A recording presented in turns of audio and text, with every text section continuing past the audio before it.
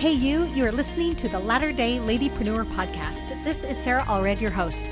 Dive into a sweet mix of interviews with business gurus, as well as solo episodes with me about the business lessons that have transformed me along this journey, with some sweet connections to Nephi, Esther, and all your other scriptural heroes thrown in the mix. Look, over a year ago, I was paralyzed. Business profits were almost non-existent, and it seemed pointless to keep spending hours on this business of mine when I could have made more at McDonald's.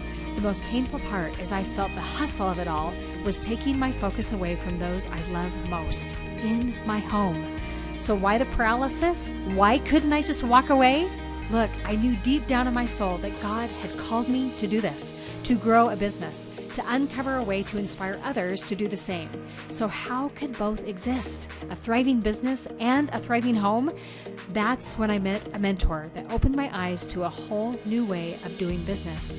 A system that has brought more money, more time, and more impact into my life in the past 6 months than I've ever had in nearly 10 years of business. This fancy system is called funnels, and I want you on board with me. If your time is feeling crunched, your ideas of how to help more people are slim, or you simply need to stop reinventing your business every single day, you need this fancy and profitable approach to business called funnels. I've packed everything I've learned in the past year that has brought me connections, profitability, a loyal following, but more importantly, the feeling at home I have ached for a decade into my life. You can do it too. It doesn't matter what business you're in. Build your business through the world of funnels in just 45 days with the Funnel Blueprint Challenge at sarahgracelive.com/challenge. Bonus, for a limited time, your seat in the challenge includes a free buddy pass because everyone needs a business buddy. Keep moving forward. Your heavenly parents need you and your gifts, and so does the world. Now, enjoy the podcast.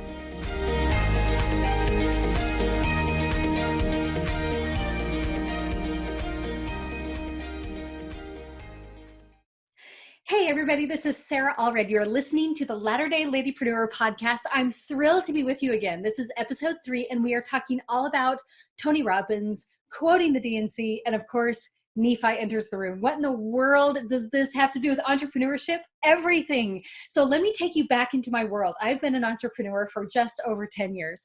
And here are some of the crisis moments I have had in running a variety of businesses, okay? Moments like this. Oh my gosh, I'm sending out thousands of emails and no one is opening my emails. What do I do? Next, what do I do? I just got a super mean email from a client who doesn't like my product or doesn't like XYZ about my course. What do I do? How about this one? Oh, my server just failed. My website is down and it is launch week. Yeah, real deal experience there. Pretty exciting, right? Pretty exciting. How about this one? Oh, I just prepped for a big launch and guess how many sales I had? 0. Woo! Okay. What about, I just partnered with a bunch of friends for a big giveaway and guess what? Very few people participated and I spent a ton of time, et cetera, et cetera. Okay, those were some major crisis moments for me as an entrepreneur. But here we go. We as entrepreneurs often get stuck in this moment of crisis. I often call it a why moment, okay, in homage to my alma mater, BYU, because this why moment, while it's a fancy term for when things go awry and we have to kind of make a decision of what to do next, it is paralyzing for entrepreneurs like us. And why? Why are these moments of crisis so paralyzing? I mean, there are businesses that fail and quit based upon emails not being opened because it feels that serious. Or there are businesses that quit or can't gain momentum back after a launch that was unsuccessful because entrepreneurship is a wild ride sometimes. But what is at the core of that?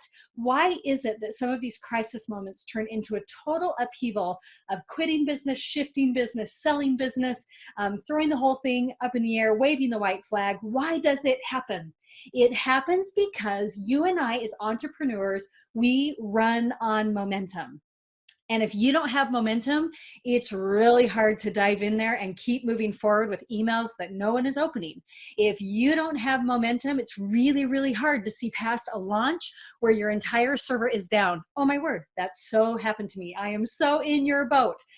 We need momentum as much as possible. So what do we do? How do we keep our momentum maximized through the very real ups and downs of being in business? That is exactly when I need to introduce you to these two people. Obviously, Tony Robbins and Nephi, right? I mean, so related, right? Let's dive into how these amazing people can help us keep momentum as entrepreneurs. First, Tony Robbins. So if you don't know Tony Robbins, he's an incredible coach, mentor, speaker, whatever it may be. I was honored to be in the room with him for about a 4-hour period and was blown away by what he had to offer. He has worked and coached with people like Bill Clinton, Oprah, Princess Diana, Nelson Mandela, Leonardo DiCaprio, Serena Williams, and Hugh Jackman, just to name a few. But here is one of Tony Robbins' most famous quotes. He says, quote, "Where focus goes, energy flows." So what does this have to do with crisis? Because certainly in a moment of crisis, our focus often goes to, oh my word, what went wrong? What do I need to do to fix it? What went wrong? What went wrong? What went wrong? That's exactly what we call the survival brain, right? How am I going to fix this? But there's a secret, an underlying secret that Tony Robbins teaches that is absolutely a game changer for keeping momentum. So where focus goes, energy flows. Now I want you to visualize with me. You may be watching this on YouTube or you may be listening to this on the podcast. Either way, I want you to visualize this with me. Tony Robbins showed us a diagram of a scan similar to kind of an EKG. So I want you to picture a medical scan in which it shows kind of the highs and lows of the heart rate and of brain activity. Okay, so you know how you have like that solid middle plane right there, like the x-axis, and then you have waves going up or going down, going up or going down based upon how the brain or the heart is responding. So the first diagram he showed us, the heart was in red and the brain was in blue. And the diagram was a mess. The scan was a mess. The heart was shooting up under stress and then diving really low and then shooting back up again, then shooting really low. And ironically enough, the brain was doing the same thing, but at opposite times. They were not in alignment. The heart was just racing when the brain was down on the bottom, and then the heart would dip down to the bottom, and then the brain would go way, way above the x-axis and really, really high. So they just weren't in alignment. And just looking at the graph, the whole stress level of the room increased, looking at what the heart and the mind do under stress. Fascinating, right? Fascinating. But what happens if we could get that heart and mind in alignment? He showed us another graph. And what was the secret to getting the heart and the mind under alignment? The word became gratitude. All of a sudden, you look at same individual who was having their brain and their heart monitored while they were experiencing feelings of gratitude. And what was it? It was a beautiful, smooth up and down wave of the brain and the heart moving together in full alignment, up and down that graph, smooth and calm and in control when they were in alignment. Now, this is clearly where Nephi comes into the room a little bit. Let me pop in to D&C 8:2, where it says, "Yea, behold," hopefully this sounds familiar to you, and this is why Tony Robbins is quoting the Doctrine and Covenants, even though he may not know that. Listen to this, D&C 8, verse 2. "Yea, behold, I will tell you in your mind and in your heart by the Holy Ghost, which shall come upon you and which shall dwell in your heart." So we are spoken to and guided when our heart and mind are in alignment with each other. We've probably been taught that for a long time. So the big question is how? How do we align those? Well, in a physiological sense, from Tony Robbins' graph, it is actually through the practice of gratitude. And Nephi comes barreling onto the stage when I learned that the most powerful word in that presentation was gratitude. Because let's explore how Nephi did that. Because let's be honest, we want our heart and our mind to be in alignment in business because we want to know how to move forward. We want to know how to gain momentum and push through the crisis moments. We don't want to throw the business away after one failed launch or one series of emails that didn't respond well or a piece of hate mail. We want to keep our impact and momentum going because we know we've been called to do something big in business. So how do we accomplish that? Let's look first at the example of Laman and Lemuel and Nephi. So Laman and Lemuel, when they are in the wilderness, we're talking First Nephi 17-ish, Laman and Lemuel are responding to this experience in the wilderness with really true feelings of stress and with that survival mode brain. They are saying, we might have been happy if we didn't have to do this. Or they wanted to go back to Jerusalem, or they blame their father because he's misled them. Now, how does that look to an entrepreneur? Well, they want to go back to Jerusalem, meaning they want to quit. They want to quit the current endeavor. That's a common thing to do when things go wrong, okay? Or we've been misled, or, oh, that lunch plan didn't work for me, or that class didn't work for me, or something like that. We blame it on external things that we think are causing our failed behaviors in our business, okay? We might have been happy. They are longing for the happiness that they so desire. Now, on the flip side, we have got Nephi. Let's keep in mind this is the same family in the same wilderness. And here is Nephi in responding. He's talking about the women being born in the wilderness. Ooh, that doesn't sound so fun to me. But his response is, great were the blessings upon us. Next, eating raw meat. His response is, God nourished and strengthened us. Same family, same wilderness, same experiences. Here is the difference. The difference is how the experience is seen. What are you seeing in those so-called moments of crisis or those why moments in your business? What are you seeing? So, oh my goodness, no one is opening my email. I'm out of here. Wait, what am I seeing? I'm seeing my audience doesn't respond well to this, fill in the blank. What are you seeing? The big question that relates so well between Nephi and Tony Robbins is, he said, the golden question to ask when you feel like you're coming into that survival brain mode, when things are going wrong in business or not working how they intended, you ask yourself, where is the good in what's happening? I just prepped for a big launch and no one bought. Oh my word, what am I supposed to do? Well, I've learned that what I'm offering is not of value to the audience that I'm in front of. I've learned that when I partner with friends or influencers or something for a combined giveaway and very few people participate, that maybe my audience is not on that platform. What is the good in what is happening? What about having to let people into your business or having to let people out of your business? What is the good in what's happening? That is the challenge of the day. When you are in the wilderness of business and entrepreneurship, which, gosh, it's gonna happen. Welcome to technology and welcome to growing big impact in the business world. It will happen, but can you push that survival brain out of the way and stop focusing on everything that went wrong and instead practice gratitude by saying, what is the good in what is happening? Let that be a learning experience over and over and over for you again. This experience is a data point for you. Failed sales is a data point for you. It's a moment of learning and growth and momentum to move forward. Can those low sales boost you into momentum? Yes, if you see the good in what is happening. If your server fails during a launch, or no one shows up for your launch, and you can ask yourself, what's the good in what is happening here? You will keep your momentum. your impact will continue to grow, and you will become such an incredible leader of what your business has to offer. Now, last, let's close with something really, really interesting that Nephi says.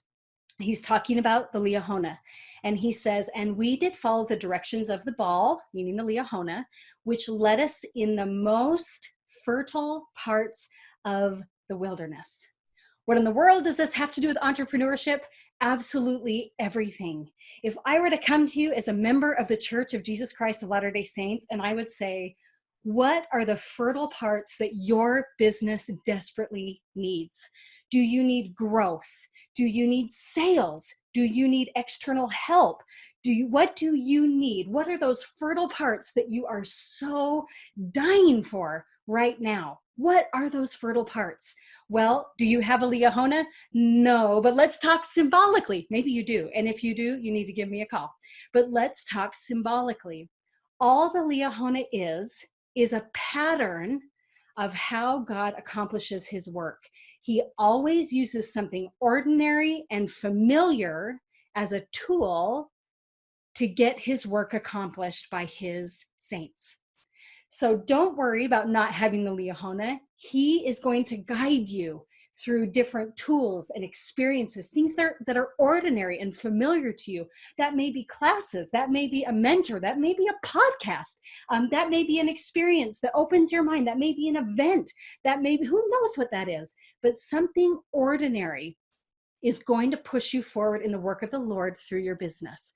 How does the Lord use different avenues to further his work? He uses music. He uses powerful phraseology like tender mercies, right? He uses with the seer stones, with the prophet Joseph. That was something that was ordinary and familiar to the prophet at that time. And it wasn't the seer stones that were special that translated. It was the prophet who was able to use that tool, which was ordinary and familiar, to translate. It really could have been anything. So look for those familiar tools that you can use to boost your momentum and to survive, not just survive, but thrive through the ups and downs of business. No more survival brain. Instead, we are going to get in control, full of gratitude, and say, where's the good in what's happening? Can I get my heart and mind in alignment? I love this message so much. You can do it. I love it so much when I have entrepreneurs show up and they say, I realize I've been posting on social media or on a blog or on a podcast or something like that, and I have no way to actually sustain this business and reach more people, because then I can step in as a tool and I can say, here are the tools I have found. Is this ordinary? Is this familiar to you? Is this something we can learn together? And there we can gain momentum together, and we can become part of that ripple, which we talked about in episode 1, to further his work through business. I am determined to do everything possible that I can as an entrepreneur to try and expand the ripple of female members of the Church of Jesus Christ of Latter-day Saints who are entrepreneurs.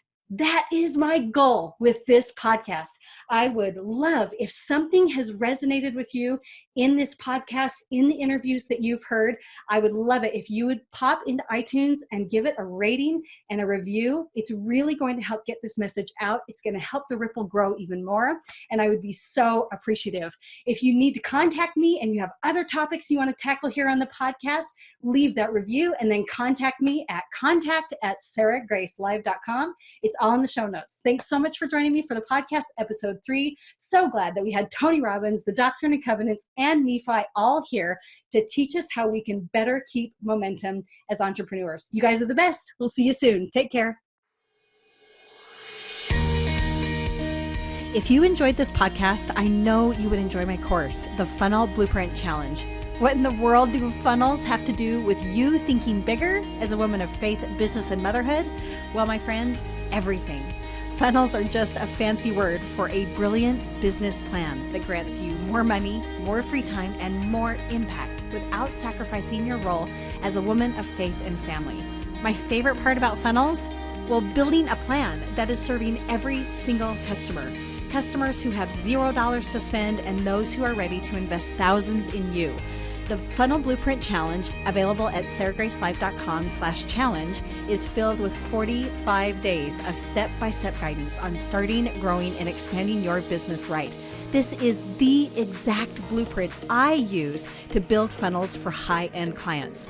No more shoot from the hip strategies with your marketing idea of the week. Get your funnel built with me in 45 days in the Funnel Blueprint Challenge so that you can share your awesomeness with the world.